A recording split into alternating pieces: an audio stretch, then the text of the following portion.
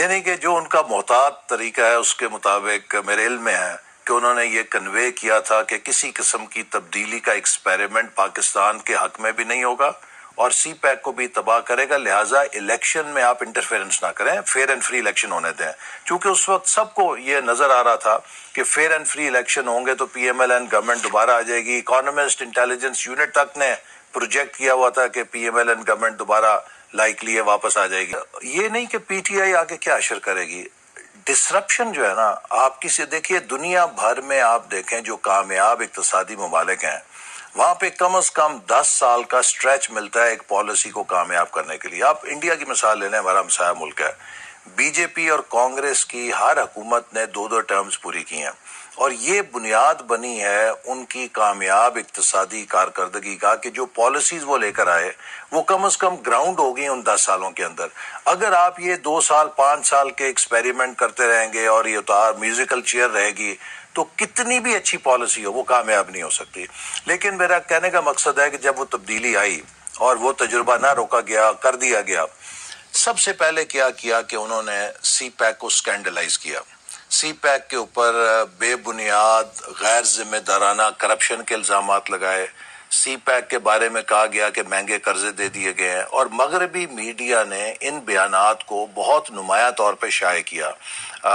Minister of commerce کا بیان آیا، ان کے جو مراد سعید صاحب تھے انہوں نے مجھ پہ 70 ارب روپے کمیشن کھانے کا ملتان سکر موٹر وے پہ بے بنیاد الزام لگا کے چین کی سرکاری کمپنی کو امبیرس کیا۔ اور تاریخ میں شاید پہلی دفعہ ہوا ہو کہ چائنا کی اسٹیٹ کمپنی نے جس پروجیکٹ پہ کام کر رہی ہے اس کے وزیر کے خلاف ایک وضاحتی بیان جاری کیا، مذمتی بیان جاری کیا کہ یہ جھوٹا بیان ہے، ہمارا کانٹریکٹ شفاف ہے، میرٹ کے اوپر ہے اور کسی قسم کی کوئی کرپشن نہیں ہے۔ وہ G2G پروجیکٹ تھا اور چینی حکومت کا پروجیکٹ تھا، G2G تھا۔ چین کی حکومت نے 3 کمپنیوں کا پینل دیا اور ان 3 کمپنیوں نے بیڈنگ کی، جو اس میں لوئسٹ تھا اس نے وہ پروجیکٹ لیا اور چین کی حکومت نے اپنی کمپنی کو براہ راست پیمنٹ کی۔ دیکھیے پاکستان کا ایٹمی پروگرام ہے، ذوالفقار علی بھٹو صاحب نے شروع کیا،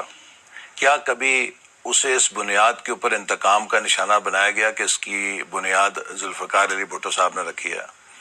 اگر مارشل آیا جنرل ضیاء الحق کا اس نے بھی جاری رکھا اس پروگرام کو، اگر پیپلز پارٹی کی حکومت آئی اس نے بھی اسے جاری رکھا،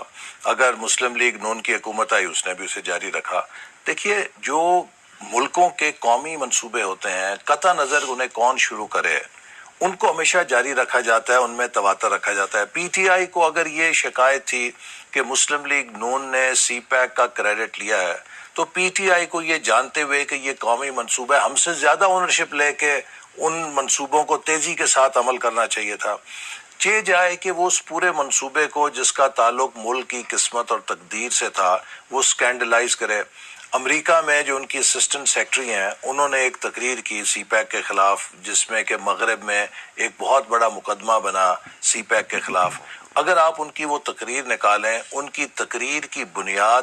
پی ٹی آئی حکومت کے وزیر ریلوے، پی ٹی آئی حکومت کے وزیر کمیونیکیشن اور پی ٹی آئی حکومت کے وزیر کامرس، ان تینوں کے بیانات کو اکٹھا کر کے انہوں نے سی پیک پہ ایک پوری چارج شیٹ بنا دی کہ جی یہ ڈیٹ ٹریپ ہے، یہ ٹرانسپیرنٹ نہیں ہے اور اس میں یہ ہے، اور پورا مغرب میں ایک اچھا اب آپ دیکھیے کہ وہ ملک جس نے آپ پر اس وقت اعتماد کیا کہ جب آپ کا اپنا سرمایہ کار آنے کے لیے تیار نہیں تھا،